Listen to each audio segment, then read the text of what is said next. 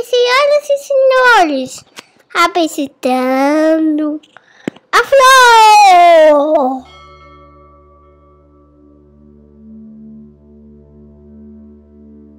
Olá, eu sou Júlio Pompeu e este aqui é o episódio número 20 do Filô.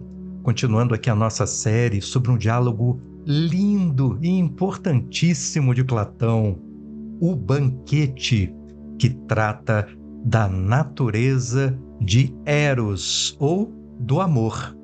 Aqui no Banquete nós tivemos até agora uma sucessão de discursos sobre Eros, sobre a natureza, suas características, como Eros atua na Terra e quais as consequências, que conselhos, que conclusões se pode tirar da forma particular de se pensar o amor.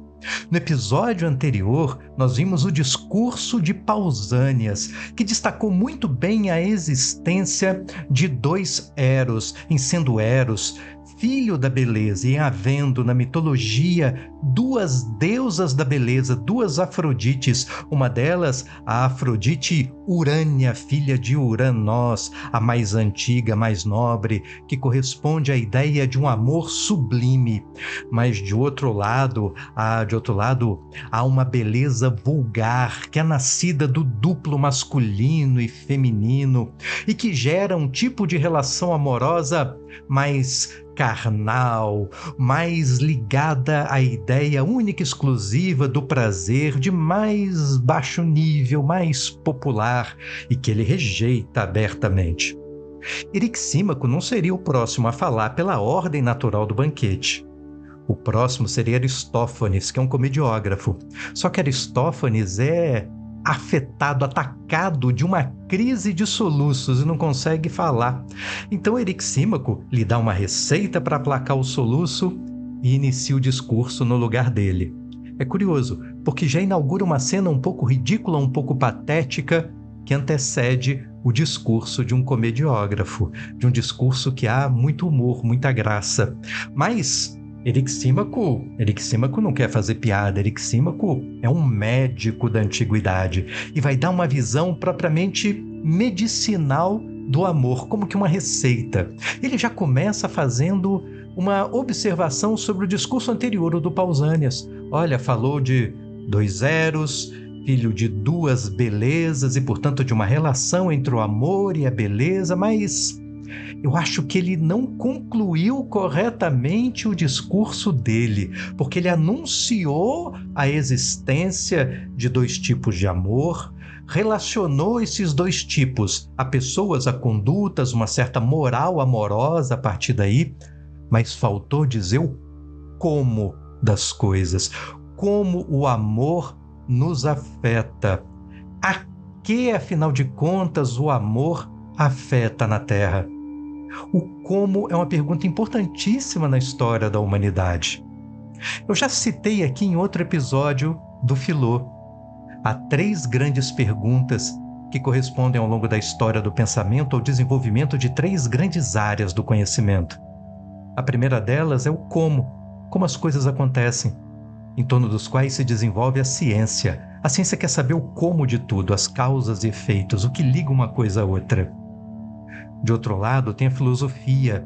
A filosofia é aquela que quer saber o que são as coisas, o que é. E por isso ela tem como a produção dos conceitos, a descoberta dos conceitos, o entendimento dos conceitos, o seu ponto central, aquilo que lhe move, o seu propósito. E falando em propósito, tem a terceira, que é o que fala dos propósitos, do porquê. Qual é a causa primeira? Qual é a finalidade de tudo? Isso antigamente ficava por conta também da filosofia, o que a gente vai chamar de metafísica tempos depois.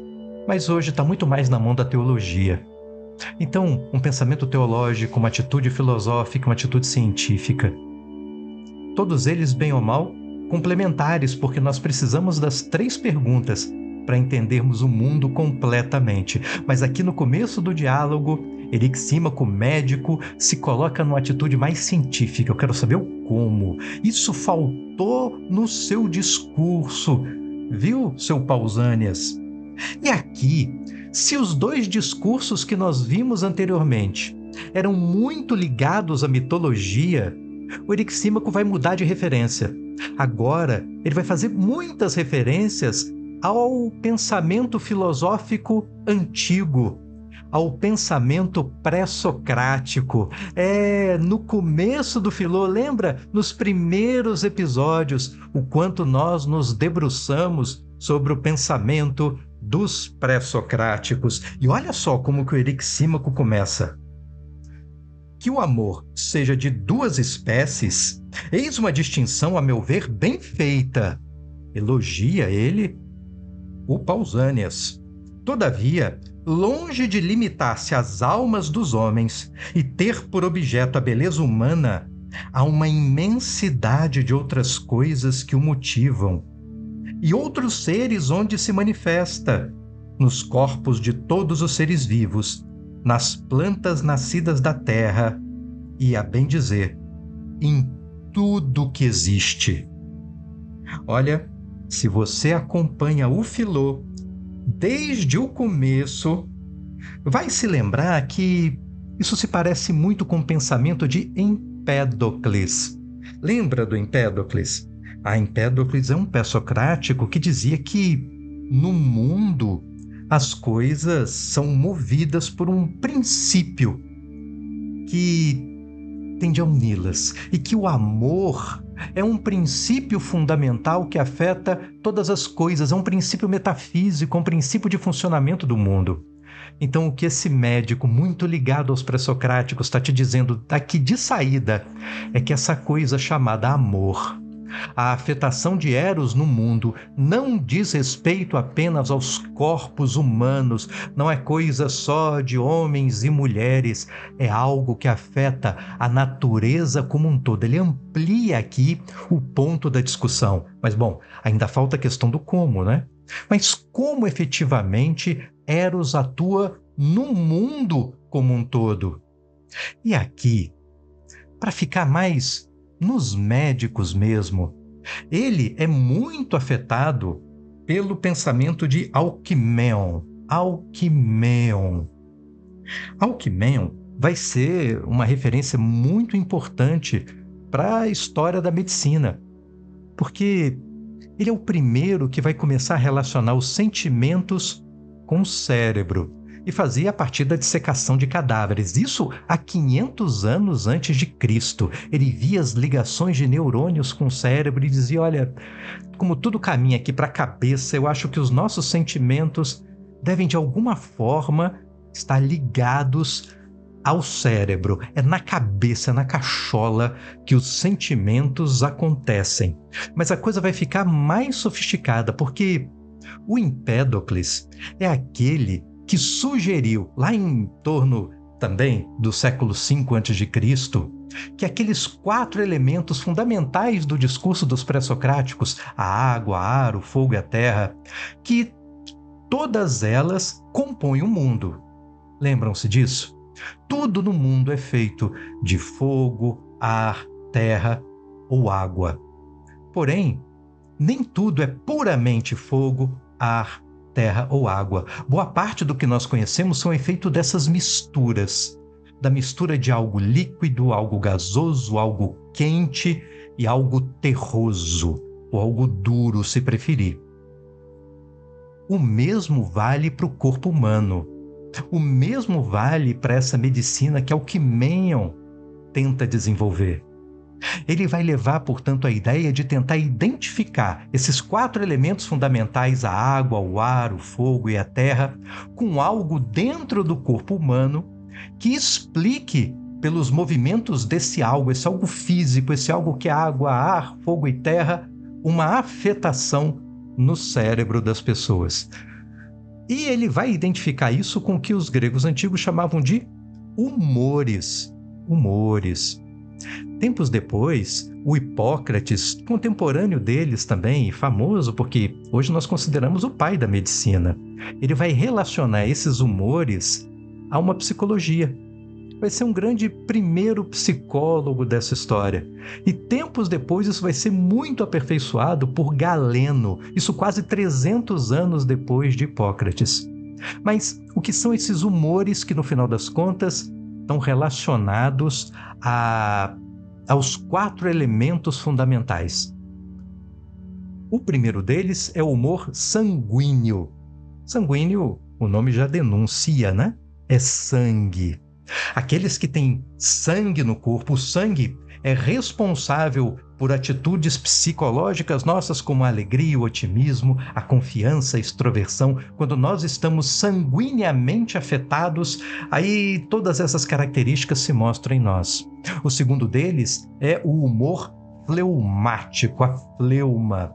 Quem é afetado de fleuma tem como características a timidez, a apatia, a lerdeza, o cansaço. Nossa, como tem adolescente fleumático hoje em dia. Também tem uma virtude que era associada à fleuma, que é a coerência. Talvez pela falta de impulsividade, talvez pela falta de agitação que o sangue causa. Mas há um terceiro humor que é o colérico, a cólera. Quem é afetado de cólera, que é associada à bile amarela, tem como características a irritabilidade, a intensidade, a impulsividade, a rapidez, é de uma agitação extrema. E ainda hoje a gente fala, né? Fulano está pensando com o fígado, a reação figadal às coisas, quer dizer colérica, raivosa. E tem o último deles, que é o humor melancólico. A melancolia, associada à bile negra. As características são uma certa inclinação artística, a tristeza, o medo, a introversão. Tudo isso faz parte das características do corpo, e a saúde do corpo, vai apontar Eryxímaco, está ligada ao equilíbrio desses humores. E esse equilíbrio se faz pela mistura de coisas distintas, como acontece em toda essa metafísica pré-socrática. É nessa organização bem feita entre coisas que são de naturezas diferentes, como a água e o fogo, contrárias até, a terra e o ar, contrários, mas contrários que de alguma forma se relacionam. Aquilo que há entre os contrários e que permite que essa relação exista, dirá Eryxímaco, é justamente o amor. Então, é como se ele dissesse que no mundo em que tudo é formado, inclusive o nosso corpo, o nosso comportamento, os nossos sentimentos, de fogo, terra, água e ar, há um quinto elemento que não se confunde com nenhum dos outros 4 e tem uma função de ligação, de união, de aproximação de coisas de naturezas contrárias. É o amor. O amor é aquilo que está entre o fogo e a água. O amor é aquilo que está entre a terra e o ar. O amor é aquilo que aproxima os contrários. Olha que coisa legal. E ele diz, olha, Pausanias falou na ideia de 2 amores. Pois bem, há também 2 amores aqui nessa forma de ligar os contrários. Repara que no corpo humano, quando tudo funciona bem, quando os órgãos estão em harmonia, ou seja, quando se há saúde, a saúde tende a permanecer. É como se ele dissesse o seguinte: você está saudável, bem alimentado, não falta nada para o seu corpo, o seu sistema imunológico está lá em cima. Você encara a morbidez, o adoecimento com mais facilidade. Se ao contrário, o seu corpo já está debilitado, já há um desequilíbrio de humores, se você já está de alguma forma adoentado, a doença nova que aparece, ela acomete o seu corpo de forma mais rigorosa. Há um adoecimento, há um padecimento maior em decorrência da doença. É como se doença atraísse doença e saúde atraísse saúde. A força amorosa que faz saúde atrair saúde, para Eryxímaco, é o amor urânico, né? É o amor associado à Vênus antiga. É esse Eros nobre. O Eros nobre, o amor nobre, faz com que saúde atraia saúde. E do outro lado, esse amor mais popular, esse amor pandêmico, inclusive daí vem a palavra pandemia, né? Pandemos. Esse amor apulíneo, esse amor pandêmico, esse amor que está espalhado por todos os lados, esse amor vulgar é a força de ligação que da doença tende a atrair a doença. E a medicina é justamente, dirá ele agora saindo da ciência e se aproximando de um discurso muito mais próximo da ideia de arte. A medicina é uma espécie de arte de produzir a harmonia de humores do corpo. De tal maneira que se alguém é muito afetado de uma confiança excessiva, um otimismo muito grande que beira a ingenuidade, uma alegria descontida, ou seja, um amor sanguíneo está lá em cima, olha, ele está com muito sangue no corpo. É preciso fazer uma transfusão, é preciso reduzir um pouco a quantidade para equilibrar. O outro, por sua vez, ele está muito apático, está muito lerdo, está muito cansado, ele precisa do contrário, ele precisa de coisas que o agitem, ele precisa de algo que lhe dê mais intensidade, mais impulsividade, ele precisa de mais humor colérico. E assim há alimentos que produzem mais bile amarela, e são esses alimentos encolerizantes que ele deveria trazer para o seu corpo. Isso é a medicina. É essa arte de produzir uma harmonia entre os contrários. E, portanto, a medicina tem como, no final das contas, o norte da sua arte, o amor. O norte da sua arte é a boa ligação, é tentar fazer com que esse amor vulgar que une a doença não se manifeste nos corpos com mais intensidade do que o amor nobre que une saúde a saúde. E, portanto, se há muito amor vulgar, a doença traindo doença, vamos dar um jeito de reduzir a afetação desse amor. O médico, portanto, em termos amorosos, é um manipulador de amores nas pessoas. É engraçado porque hoje a medicina, se você olha a psiquiatria, por exemplo, que é tão dependente da bioquímica, trabalha muito mais hoje com a bioquímica do que alguns anos atrás tinha uma relação muito maior com a psicanálise, por exemplo, em que pensava muito mais os transtornos mentais, o estado mental de sofrimento, como a decorrência da nossa capacidade simbólica, da nossa capacidade mental de interpretar o mundo, de simbolizar o mundo. Hoje, trabalha-se mais na perspectiva de uma causa propriamente corpórea, bioquímica. E aí trabalha-se essa bioquímica, ou se preferir, numa linguagem grega antiga, humores. Humores com remédios vendidos em farmácia. Às vezes humores com remédios naturais, mas enfim, não deixa de ser uma manipulação química no corpo, exatamente a mesma base da medicina. E uma grande dificuldade dos psiquiatras é saber a exata medida da dose, do remédio, da reação do corpo, se aquilo ali está adequado à vida da pessoa, se preferir ainda na linguagem antiga, se o humor que ela apresenta agora significa um estado qualitativo de existência mais interessante do que o que apresentava antes do início do tratamento, ou com a dose menor, ou com o remédio diferente que tomava, não é? Então, essa é a técnica, saber que remédio funciona, mas há uma arte, que é dosar, é saber o limite. E o mesmo vale para o amor. Lembra, mais uma vez, que Pausanias dizia, olha, tem uma forma amorosa, um comportamento amoroso desmedido entre o amante e o amado, em que não cai muito bem para aquela pessoa que é amada porque é superior àquele que ama, porque é mais bonito, porque é mais virtuoso.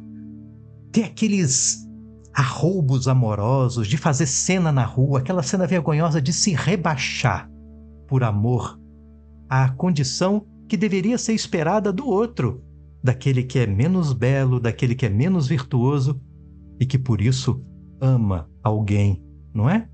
Que é um tipo de doença amorosa.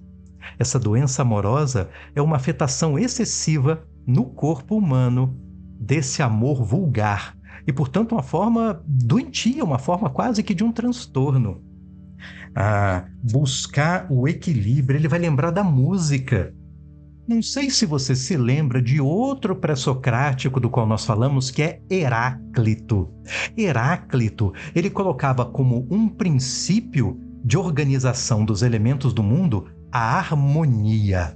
A harmonia é algo fundamental. Ele dava o exemplo do arco e da lira, coisas de naturezas diferentes em que existe uma tensão.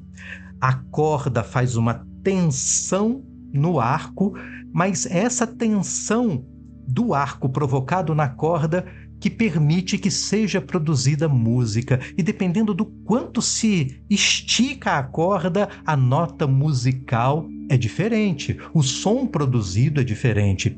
E dos vários sons diferentes, produzir música com beleza requer harmonia, pois essa harmonia é um princípio artístico da obra do médico e é também um princípio artístico da arte de amar. É preciso amar com equilíbrio e por isso, conclui Erixímaco, as pessoas que são mais dignas de serem amadas, aquele tipo de personalidade que a sociedade deveria incentivar para que a vida fosse mais saudável, mais afetada de amor, é justamente o das pessoas calmas, das pessoas tranquilas, das pessoas que demonstram um alto grau de harmonia de si para consigo mesmo.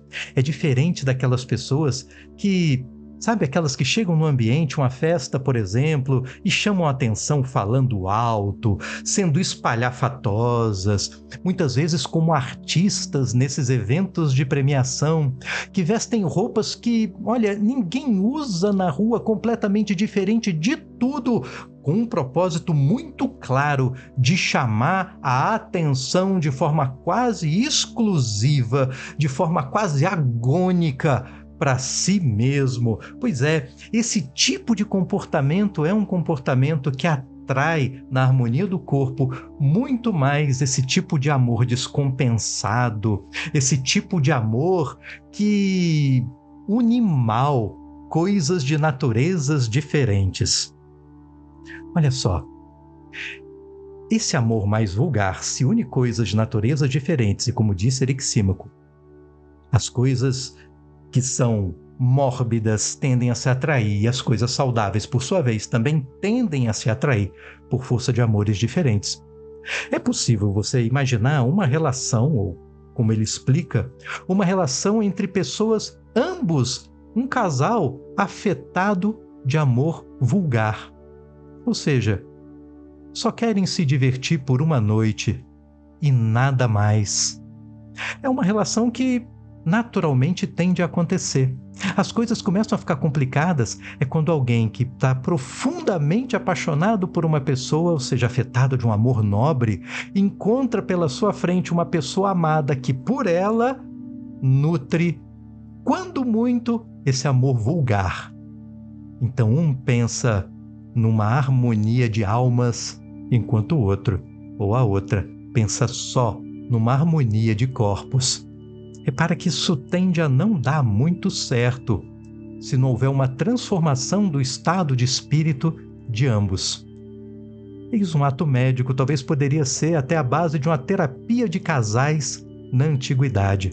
Como temperar a relação do casal, como temperar a relação de duas pessoas quando há uma desigualdade qualitativa de amores. Seria preciso, para restaurar a harmonia, dosar. Talvez houvesse até mesmo um excesso de amor nobre em um deles. Baixa a bola um pouco. Não seja tão exigente com o outro. Pensa em curtir mais um pouquinho mesmo e tá tudo bem e vai aceitando aos poucos. E do outro lado, para aquela pessoa por demais afetada de amor vulgar, vamos medir melhor isso, né? Olha, não é só cama, né? Não é só sexo, tem mais coisas. Faz um carinho, pensa no abraço, pensa num programa um pouco diferente, sei lá, só ir ao cinema, só bater papo, só assistir um filme abraçadinho. Tenta fazer isso, vai. É o médico tentando temperar as relações para o amor chegar à sua justa e boa medida. Ah, que legal! Esse é o amor medicinal. E no final, olha só, ele ainda faz uma comparação curiosa aqui com as estações do ano. As estações do ano também são 4 como os elementos fundamentais e também são muito opostas umas das outras. Há um inverno que é frio e que o frio acaba não permitindo que haja florescimento nas árvores. Do outro lado, você tem o verão, que é quente, o momento em que se frutifica. Você tem a primavera, que é o momento da florada das árvores, a flor que depois vai permitir que surja o fruto, e você tem o outono, que prepara as árvores para o inverno rigoroso. Os nossos 4 humores, e portanto, a nossa forma de amar, nunca é constante, assim como a natureza. Não há uma única estação do ano, há 4. Não há um único humor em nós, há 4. E todos nós somos a oscilação, a alternância. E faz parte da harmonia também saber lidar com o tempo, saber lidar com essa alternância dos humores. É o que lembra Erixímaco. Portanto, ele não vê mal nenhum em que você, vez ou outra, se entregue ao amor vulgar. Ah, de vez em quando precisa, né? Tipo o carnaval. Quando chega o carnaval, essa época do ano em que as normas sociais parecem ganhar uma exceção, uma grande nota de rodapé e tudo fica mais permissivo. As pessoas se permitem os excessos, os exageros. Ah, mas de vez em quando precisa, não é? De vez em quando é preciso, sim, enfiar o pé no jacá, ou como se diz popularmente, o pé na jaca, né? De vez em quando a gente precisa de alguma coisa assim. O problema é quando tenta se viver o tempo todo assim. É quando se tenta viver o tempo todo num humor excessivamente colérico, excessivamente sanguíneo, ou o contrário, excessivamente melancólico, excessivamente tristonho. Ah, esses desequilíbrios é que são terríveis. Nem muita fleuma e melancolia, também nem muita sanguinidade e cólera. Nem tanto o exagero do amor urânico, nem tanto o vício do amor vulgar, mas a alternância. E assim como o outono prepara as árvores para o inverno, às vezes é justamente um momento de vulgaridade, até com arrependimento, até com sofrimento, que nos prepara para o momento seguinte, para viver um amor mais nobre, mais sublime. Ah, que legal! Cada momento da vida tem sua beleza, cada momento da vida tem seu valor, cada momento da vida tem seu propósito, para tudo, inclusive para o amor. Então, uma lição, não diretamente dada por Erixímaco, mas aquilo que ele me faz pensar, lendo o que ele escreveu há tanto tempo, é que cada instante da vida, em que os nossos humores vão se alterando, em que o tempo se mostra para nós com características diferentes, em que as nossas formas de amar, que nunca são iguais, porque elas são sempre fruto do encontro nosso com pessoas diferentes. E mesmo nós que no futuro encontramos outras pessoas, nós não somos mais os mesmos do passado, de tal forma que essa relação das diferenças, dessa busca de harmonia, ela é sempre inédita, sempre inovadora e sempre nos ensina e sempre nos prepara para o que vem pela frente. Então, conselho de Erixímaco: não ache que exista um amor que não valha a pena. Todo amor, em alguma medida, vale a pena, nem que seja aquele amor que te ensinou algo, justamente porque gerou um desequilíbrio nos teus humores, porque te entristeceu, porque te deixou com raiva. É isso que vai permitir que você mesmo aprenda a medida do amor. E um dia possa encontrar uma relação em que o amor, vivido entre dois, ou mais até, seja o amor saudável. Saudável não porque não haja até mesmo algum momento de vulgaridade, mas saudável porque todos os humores em nós são equilibrados. Saudável porque você encontrou alguém que no momento da sua melancolia é capaz de animar o seu dia. Você encontrou alguém que no momento da sua cólera é capaz de te acalmar, é capaz de te afetar de coisas nobres. E que você também encontre alguém com quem você possa agir como Erixímaco, como esse médico da antiguidade. Seja você também o artista, o artesão da boa medida dos afetos, dos humores, na pessoa que você ama. Não é legal?